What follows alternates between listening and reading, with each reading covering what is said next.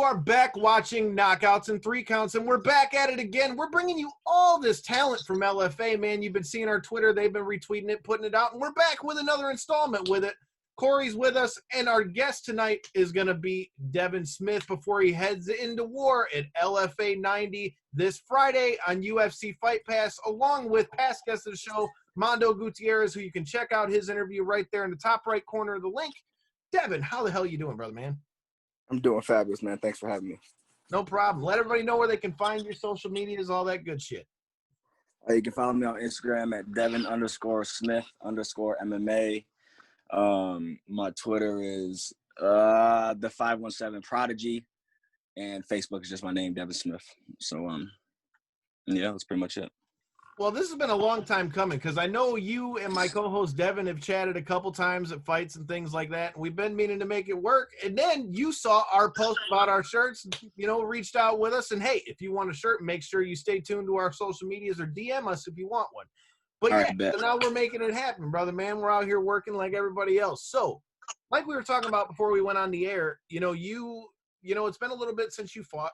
Your last fight was for the Dana White Contender Series. So, first of all, let's backtrack a little bit. First of all, now that you're removed from it, what are your thoughts on the overall experience and the fight as a whole? Because if I'm not mistaken, didn't you get an injury during that fight? Yeah, the overall experience with Dana, it was good. It was a good time. It was sort of a eye opener to myself, sort of knowing that, yeah, damn, I'm on this big stage now and I finally made it type shit. And it was sort of like a thing where my body wasn't healthy, but it didn't really matter because you don't say no to that type of shit. Right. So, my my rotator cuff was already like 60% torn going into the fight. And I've already fought like multiple times with that shoulder being like it is. And I was just stubborn and didn't want to, go through the 6 months downtime of, having the surgery, but the first round came around and first time I lifted my my rotator cuff tore in half, so I didn't, and my AC joint, so my left arm just sort of went numb. And it's not an excuse. It is what it is. Fucking shit happens. It's the fight game. Anything can happen, and I give all respect to Brock. It was a fucking good ass fight, but I'm healthy now. I went after I got back from Vegas. I had my surgery, got the surgery like 2 days after I got back from Vegas. Got it all worked out. My shoulder is stronger than ever now. I went to MSU Sports Medicine and Dr. Scorfar. It really fixed me up and made me back healthy again. So, it was a good experience overall. I'm happy that I met everybody, and I'm happy that I made connections. And the best thing about it is Sean and Dana talked to me after the fight, and they was like, yo, don't be worried. I know something's wrong. You know what I'm saying? Go get fixed up. Go do what you got to do. You know what I'm saying? We'll see you back, and I still plan on it, so I'm happy that I made the connections, and at least they know who I am now. You know what I mean? So before I let Corey's got a great question that goes right along with that, but something that you said, asked another question. You mentioned that Sean and Dana said that you didn't have anything to worry about.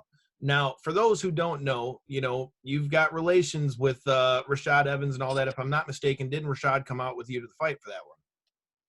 Rashad was there. Right. Yeah, Rashad will be at this fight too. Right.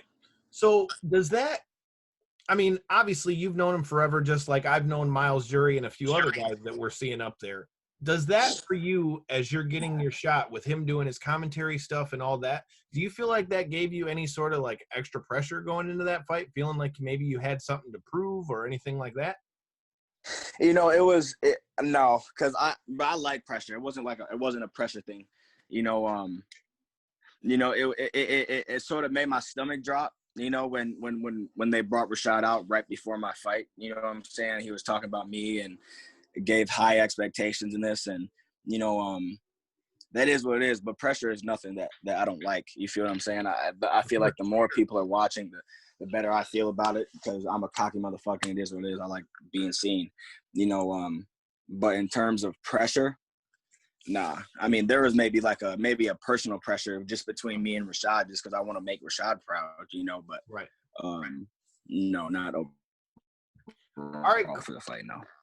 All right, Corey. Well, I teed you up. Corey, you had a couple questions before we went on air as far as what you've been doing since the fight. So what you got, Corey? Well, just to clarify on kind of what you were speaking on earlier, did you end up finalizing the surgery and everything? Everything went good with that? Yep, everything went all good. I had my surgery. I fought on August 16th or 17th or some shit, and I got back on the 18th or 19th and had my surgery. And everything went good with the surgery. We actually didn't know that my rotator cuff was all the way torn from the MRI right when I got back. We didn't know it was all the way torn until he got into my shoulder and saw that it was all the way torn. But that really wasn't even wasn't a thing. Like I said, Dr. Skofar, he always took care of me. He did my ankle too when I had surgery on my ankle. So I think MSU Sports Medicine, they took care of me. It was Skofar, Diesel, one of them, but they took good care of me there, and they when everything made everything back strong and everything. And now my left shoulder feels like stronger than my right now, so everything went smooth with that. You hear that from a lot of athletes who have to go through those kind of surgeries that, like you said, they kind of almost feel stronger because it's almost like a bionic arm at that sense, Right. Because what people don't understand is we as fighters, and as MMA fighters, we spend our lives, and most of our days and most of our years and weeks throwing our bodies into other things, you know what I'm saying? And then punching people and putting stress on all of our bodies. And then we wonder why everything hurts all the time. You know what I'm saying? I'll be asking myself all the time. I'll be at practice and something will fucking tweak or something will hurt. And I'll be like, God, why the hell do I do this shit? You know what I'm saying? And then I remember it's just because I love this shit. This is it goes along with it. It's the pain and it's the blood and it's the scratches that you don't remember about until you get in the shower that night. And it's all that shit. And that's just why I just love the sport, man. Yeah, those mats only absorb so much, It's only absorb so much. Mats tear you up worse than your opponent a lot of the time. Them mats. Hey, listen, and that canvas they got in the UFC, boy, that shit is no ho. I'm gonna tell you what. You ask Kenny Cross. Yep. Man, my feet was all. I still got scars on the top of my toes and the top of my feet from when they drug. And I got the mat burn, and on my knees, I got scars from the cage. Like I got more beat up from the cage than I did my opponent, or from the cage and from the canvas. Man, I still have mat burn scars from all the years of jiu-jitsu. I literally, like, if you look at my big toe, you can see where the skin just eventually just stopped. Like. It's like that, man. And it's funny, like all the times I ever competed, like whether it be boxing or jiu-jitsu, man, like every time, like Corey actually was at one of my fights all the way back when we were like, what, 16? Something like that. It was a minute. And they're like, dude, how do you get in there and let somebody just punch you in the face? I said, dude, I don't know what to tell you, but when you're fighting, it's different. It's different. Yeah, I always say when people ask me that, I try not to get punched in the face. Right. So let's talk about that a little bit, though. So you mentioned, fighting kind of has been your release. So take me a little bit into what got you into fighting. Obviously, you have your relation with Rashad, but what was it specifically for you that was like, fighting, is something that not only do I want to do, but something I could do as a career? It's crazy how it all happened, and I find myself thinking about it always because it's a chain of events that happened that completely altered my life. It was because when I was little, I was like, I wrestled my whole life, right? And when I was little, I was about to go out for I didn't even know I was going out to wrestling. I was at Haslett High School for a basketball camp. Okay. And I was like, I want to be MJ. You know what I'm saying? Like that was my thing. I'm trying to play basketball. I'm terrible at basketball these days. So I don't play basketball anymore. I don't know why I thought that, but I'm 4 or 5 years old and I'm thinking I want to play basketball. Well, I walk into the gym and it just so happens that Nick Simmons is running a wrestling camp at Haslett as well that same day. And he walks up to me and he says wrestling, right? And he was like, yo, you look like you want to wrestle. And I immediately in my head think WWE, right? I'm thinking I'm jumping off ropes and fucking breaking chairs and doing all this shit, right? That's what I'm thinking I'm doing, right? I'll walk any rings or anything like that, and I'm like, yo, what's going on? But I see a whole bunch of these kids having so much fun. So, and my mom off rip was like, hell no, he's not wrestling. What the hell are you talking about? Don't, my baby's not wrestling, you know, like mothers would do, you know, and, but that's how it happened. I fell in love with wrestling. I started wrestling, and through wrestling, I met Rashad, and through Rashad, I end up fighting, you know, because I got bullied a lot when I was little. I got bullied a lot, and I knew how to wrestle. I was always a good wrestler when I was little, and instead of fighting, I would never punch anybody. I would just pick them up and slam them on the ground. You know, that's just what it was. I get called the N-word, or I get, you know what I'm saying, regardless of what was said, you know what I'm saying, or what happened.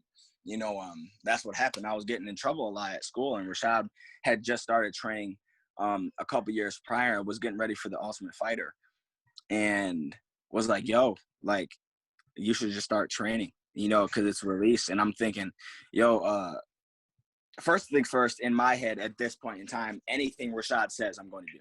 You know what I'm saying? At this point in time, I'm just so in awe of Rashad, because he's just this big, you know, super freaking human being to me. You know what I'm saying? Like, you know, at the time, and like I said, when I started fighting, I was like 10, 11, you know what I'm saying? So still in that, you know, awe mode, you know. And what year would that have been? Oh my God, dude. 2005? So here's why I ask, because I was actually at Rashad's fight the night he knocked out Chuck Liddell. Was he?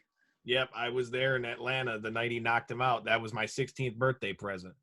Hell yeah. We went all the way to Atlanta. Fucking Herschel Walker walked in right as I walked in and shit. And, like, I'll never forget it, bro. Like, no disrespect to Rashad. With him being a Michigan State guy, I always got love for Rashad, but I'm not going to hold you up. Chuck Liddell was my first guy in the UFC when I first started watching it. Chuck Liddell was a lot of people's first guy. I was so torn, dude, and the guy in the row in front of us is like all for Rashad. And the first round, if you remember, Chuck was looking good and was getting off the first round. I'm like, see, you watch. Rashad's going to get caught. Sure as shit. Second round starts, bam, knocked his ass out, and I'm like, shit. And the guy turned around and just looked at me, and I was like, all right, let me have it, dude. Hell yeah. Chuck shit himself that fight. He got hit so hard he shit himself. That shit's crazy. Look, man, that man was half dead when that shit was over, so I wouldn't be surprised. So let's talk about that. So obviously it's been a while since the fight. You know, you're getting ready to come back here, LFA 90. Tell me about your training and what you've been putting into, you know, working on, and not giving away a game plan, of course, but I mean, what have you been working on, and what were things what was your mindset when you went back into the gym after all that? My mindset after I get back in the gym is I'm not going to get tired ever again. You know, that's been the thing. I have 25 fights or something like that, 26 fights or something like that. And I have 2 losses. Okay, hold up. I'll say 3, because I have a no contest. That was technically a loss too, I think, in my head. We'll say 3 losses, okay? Every single one of those 3 losses is because I was tired. Every single one, with the exception of my last loss. Every single one had to do with conditioning. Dan Yates, I was tired. Dan Yates, Marcos Malman, my debut, fucking tired. I was exhausted. It was my first. I was also freaking snorting cocaine the day before the fight, or drinking and smoking cigarettes and shit. I was not in shape. You know, that's the only time people beat me, is when I'm tired. You know what I'm saying? So I taught, and I said, look, honestly, on everything I love, I was like, yo, if and it wasn't really a conditioning thing. The 3rd round of the Contender Series, I was fight, because I was tired, because all I was trying to do was get dude to the ground, because I couldn't throw my left hand. You know, but period. That's still, it's the same thing. It's a tired type thing. You know what I'm saying? So all I've been doing with coach, I've been running a lot. Obviously, I've still been training in that area, and getting my ground in, and getting my rolls in, and getting my sparring in, you know, but I've been definitely pushing the conditioning aspect. So I feel so confident, you know, and it's weird that I never went into a fight hoping that I don't get tired. You know what I'm saying? Like, I know I'm not getting tired this fight. You know what I'm saying? I'm in shape. I know it. You know what I'm saying? So it's definitely you know, it's definitely, my boxing has gotten a lot better. I think I'm using my hands a lot more. I'm just getting more confident, in my hands, because I'm it's crazy. And I tell my coaches, I talk to James Lee all the time. I talk to Rashad all the time. I talk to, and obviously I talk to Joaquin all the time, but it's crazy. I look so much better on my feet in the gym than I do in the cage, because and I don't know, maybe it's a mental thing with me, maybe it's what I'm saying? Whatever the case may be, what I'm saying? A lot of the times people are getting kicked in the face when we're sparring. It is what it is. I don't know if it was this way for you, but for me, it was always kind of like, I don't know, in sparring, you knew it was practice, right? So you were more willing to try shit, and theoretically, people weren't trying to knock you out. Facts. In a fight, at least for me, I always kind of felt like I had to either like not necessarily let him hit me, because it only could take one, but like I had to kind of like lock up with him or kind of like wake myself up before it was like, oh shit, I'm in a fight. Yeah. Because it's one thing to train, but when you're in there and somebody's coming to knock your head off, it's just different. Yeah, and that's really how I be in the gym. If you ask any of my teammates, we spar hard. You know what I'm saying? We go. You know what I'm saying? So that could be part of it, but I think that it's the other part of it is the fact that I'm more of a counter striker when I get into the cage, and I'm more aggressive in practice. You know what I'm saying? I'm more, I'm countering everything because I'm thinking a lot and I'm using my head when I'm in the cage. In terms of maybe that's a bad thing. You know what I'm saying? Maybe I need to think less in the cage or whatever the case may be. I don't know. That'll come with experience. But that's the evolution. I know for a fact. Exactly. And that's just getting more comfortable inside the cage and getting. It is what it is. Shit, I got 11 fights now, you know what I'm saying? And it's starting to get there. I can feel it. And especially this fight going on, you're going to see a lot. It's going to be a lot of stand-up this fight. All right. So before we get there, you already made the segue for me. So you mentioned WWE, you mentioned pro wrestling. Our show covers pro wrestling. As you can see, I've got the All Out shirt on from last year. Obviously, we did a bunch of interviews there, which you can check out at our YouTube channel with people like Diamond Dallas Page and Booker T and all those guys. So you mentioned pro wrestling. Did you watch as a kid? Did you have any favorites? Are there any memories that stick out to you in particular? I did. I used to watch as a kid a lot. I'm gonna tell you what, my man, Rey Mysterio was my guy. What do you think about his kid wrestling now? I didn't even know. Bro, his kid is like 6'4". Oh my God. His kid is like 6'4". He can How the hell is his kid 6'4"? His wife must be 6'5". Dog, like, dude, that was what was so crazy. They just had him wrestle at SummerSlam. It was him versus Seth Rollins, and Rey Mysterio come out to the ring. But right before he comes out to the ring, they show his mom and everything. And it's like, and they're harping on how they had the whole Eddie versus Ray thing back in the day. And it's like, it's wild to see because I'm like, holy shit. I remember this kid being like this big with the blonde frost top. Right. Yeah, Rey Mysterio's my guy, man. He was just, man, really anybody that was doing, who else I liked? The Hardy brothers. I like the Jeff and Matt Hardy. I love that because I like the people that just did crazy shit. Yo, if like that's what I want when I watch WWE. I want to see somebody jump off a fucking rope, or I want to see somebody, you know what I'm saying? I want to see somebody do some flips and shit, or swing and do. That's what I want to see because that's just exciting to me. You know what I'm saying? So tell me, what do you think now with all these guys that we're seeing either go from wrestling to MMA or MMA to wrestling? We've seen Jack Swagger or Jake Hager, whatever you want to call him. I mean, he already had his big collegiate background at Oklahoma, so it's not like he's never fought before. He's fighting Bellator. Frank Mir's trying his hand at pro wrestling now. You had Brock Lesnar come over and win the world title. I mean, what do you think about that? The question is, show up on AEW too? Hey, my answer is this: go where the money at. Period. I like if you get into a situation, whether you're in a pro wrestling promotion or you're fighting, and you get to the end of that road, then go to the other one. If they want you, go continue to make millions of dollars. You feel what I'm saying? Why am I gonna stop doing what I'm doing. That's just like Ronda Rousey. Ronda Rousey was shit at, she wasn't going to win another fight in the fucking cage, period, because she's trash. She goes to MMA. That's what happens. You know, she goes to WWE, and now look, she's a superstar, right? If I'm not misunderstood, or she was doing the whole WWE thing or whatever the case may be. Yeah, you know, and it's like, go where the money at. I know for sure, 1,000%, I am always going to go where the money is, because money rules the damn world. I think it is what it is. If I had a contract for WWE that gave me however much amount of money, and that's so much more money than what I'm making right now, why the hell would I not go do that?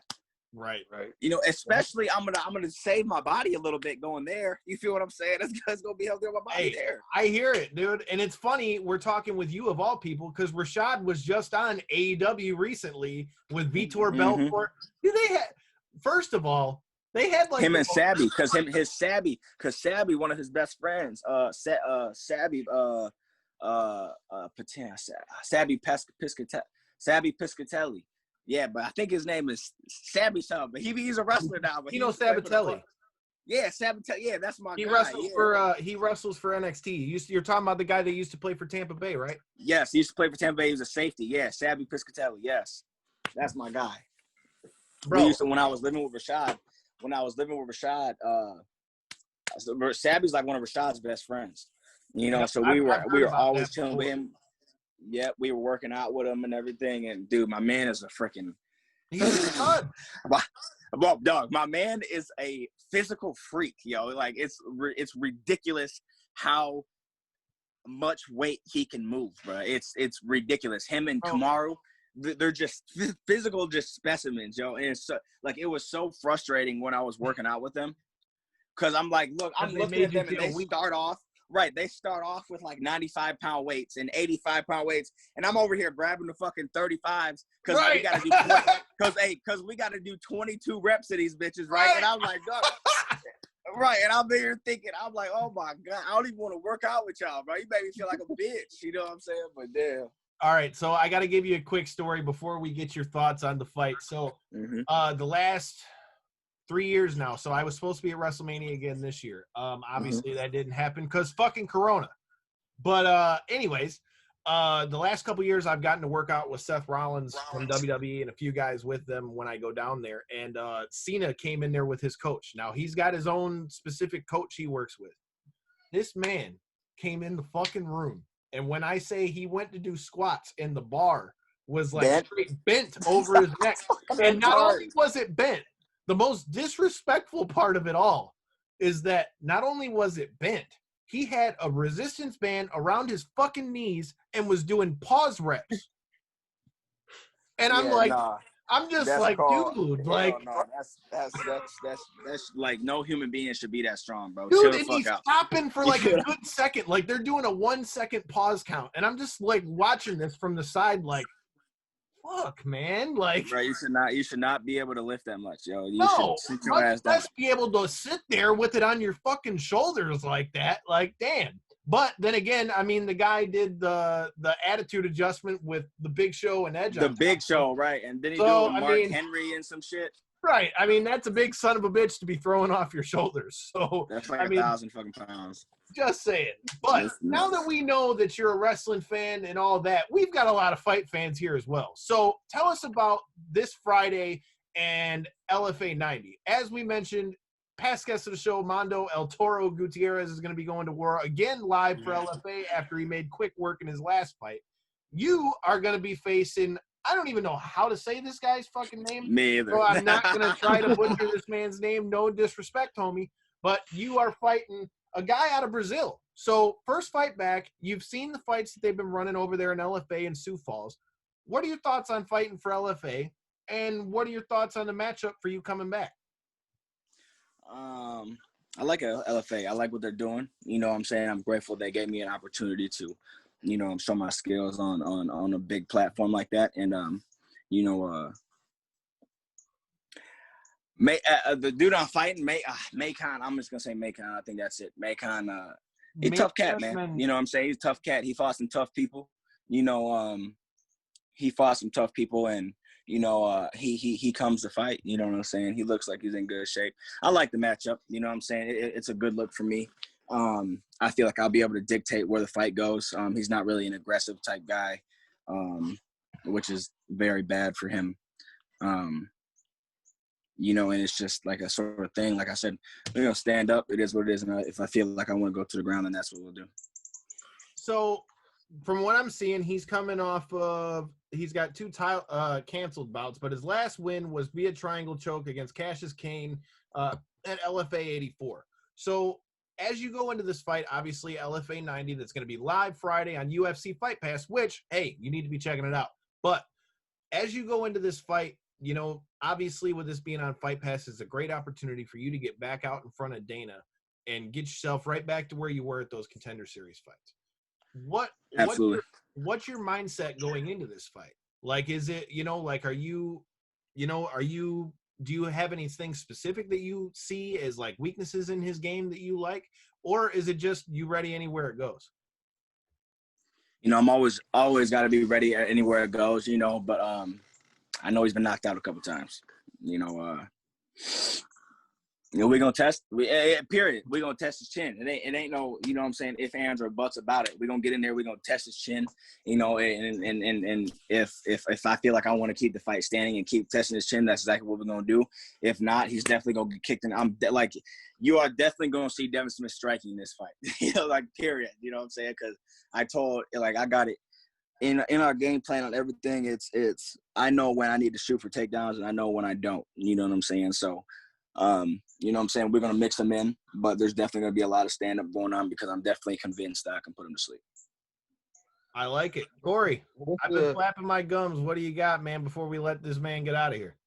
Well, I think that was kind of a perfect little point with a role model like Rashad Evans. I mean, that's exactly how he made his living, man. He went in there, really figured out how to mix it in, especially later on in his career, man. He was mixing it in his title reign and on his way to it. That he was probably arguably the best at just mixing it up, being able to not only stand and bang with people, but realize when the wrestling was at his best advantage. Right.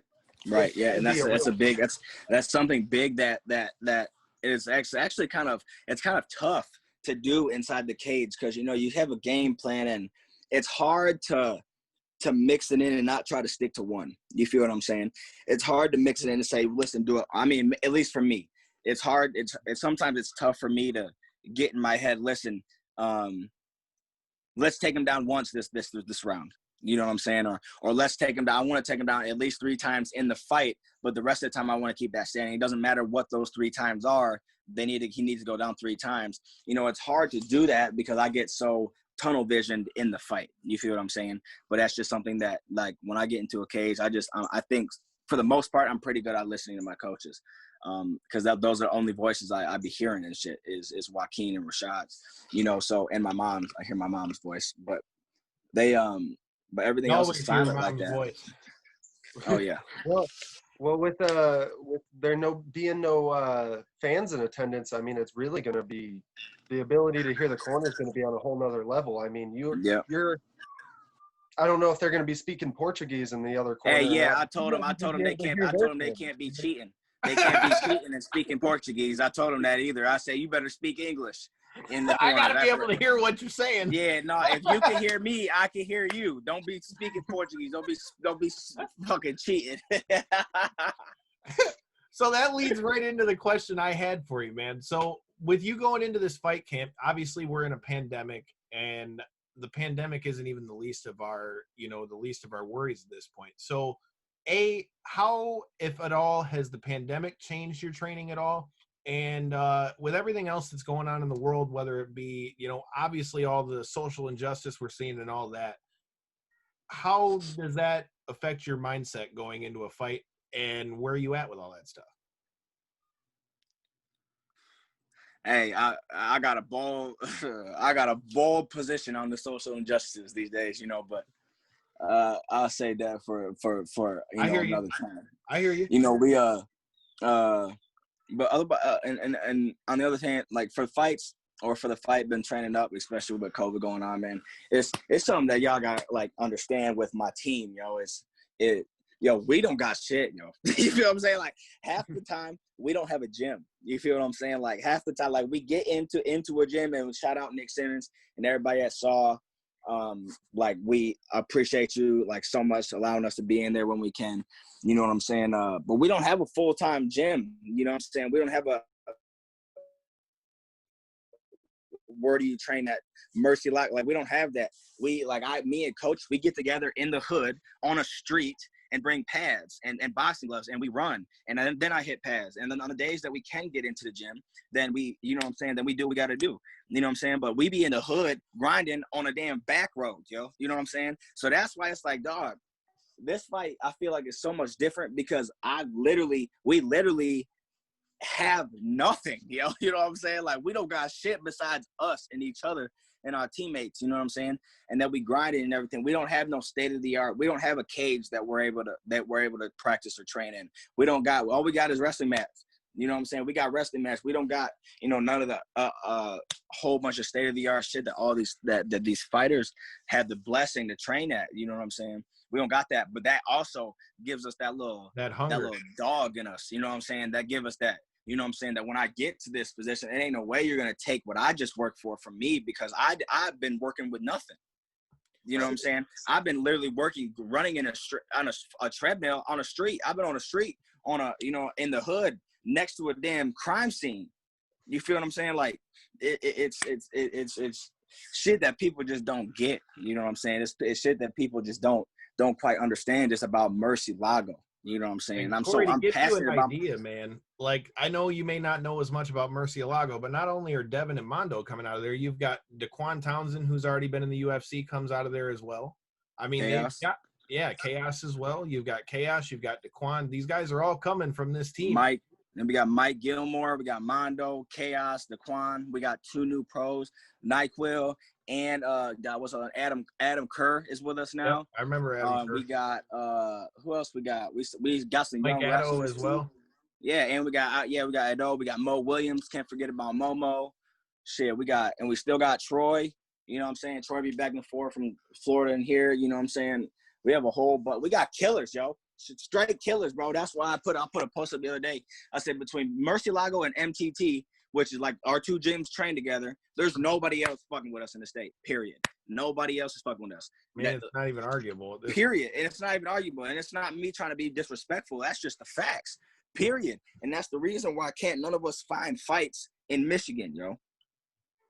You know what I'm saying? You will not see me fighting unless they're gonna try to put me up against some Willis Black, which is shout out to Willis, you my guy. That's a UFC fight. Or they're gonna try to put with Bobby Nash, who also trains at MTT. That's a UFC fight. You feel what I'm saying? It ain't nobody else. You feel what I'm saying? So that's why we gotta look outwards, and that's why you don't see us fucking fighting as much in Michigan, is because can't nobody sign. You know what I'm saying? There ain't nobody else left. The fight's got to make sense, man. And I mean, like you just said, you guys got a roll call of killers. So as we head into LFA 90, if you've got any last words for your opponent, let them know what he can expect not only from you, but the Murcielago boys for anybody else who will be watching live on UFC Fight Pass. Oh, we're going to be ignorant. We're going to be ignorant. We're going to get in there. We're going to yell. And listen, I'm talking shit the entire time. I'm going back to my old ways. You know what I'm saying? I'm tired of being humble. And I'm tired of being nice and all this, because being humble and being nice got me a fucking L. So I'm not doing that anymore. You know what I'm saying? It's going to be a fun fight, and we're going to fight for show. And I'm going to be talking shit the entire time. Watch. You might be able to hear me. Ain't no fan shit. Any predictions on how this fight ends? He got to get finished. I don't care how. He got to go. All right. You heard it here first. Devin Smyth is looking for a finish this Friday, LFA 90. If you aren't going to be watching it, what the hell are you doing? But we'll have the link to make you check it out. And until then, and in between time, make sure you're checking out this guy. Make sure you're checking us out at KO3C Pod on Twitter and Instagram. Make sure you're checking us out this Tuesday as we have the French-Canadian Frankenstein PCO will be joining us, the former Ring of Honor World Champion. And like I said, don't miss our man's fight here this Friday. And until then, and until next time, peace.